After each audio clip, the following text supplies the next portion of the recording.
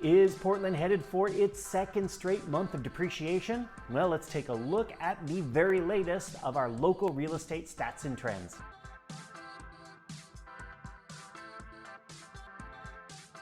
Hey everyone, RRMilligan here, bringing you the very latest in our local real estate stats and trends. The market sample that I'm working with, as always, is for the full Portland metro area, including Southwest Washington.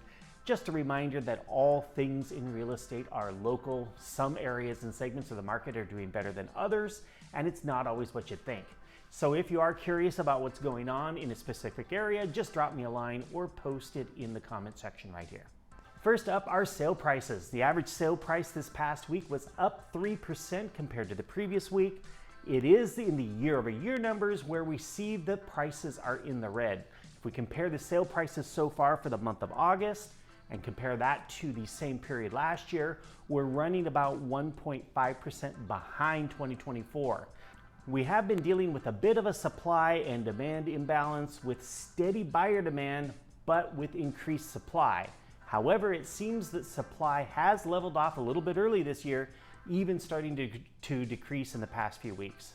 This past week, the number of homes that buyers had to choose from was up just by a hair. The difference is only like 22 listings.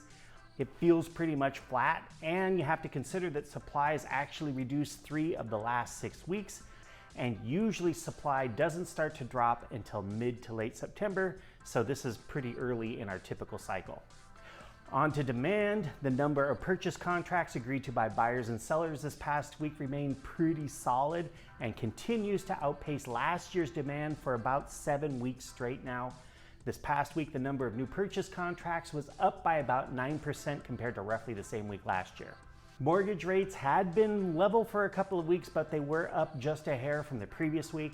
The best rate that I could find on Thursday morning for the 30-year fixed was 6.375% with 1 discount point. One of our indicators of where mortgage rates are headed is the yield on the 10-year Treasury, and that was up just a little bit today in anticipation of Fed Chair Powell's scheduled remarks on Friday. Since August is a month where the Fed typically doesn't cut or increase rates, the market is really paying attention to what he's going to say. And if there's something significant in his remarks, I'll post the market's reaction in the comment section here. Currently, the markets have about an 80% expectation that the Fed will cut rates when they meet on the 16th and 17th of next month.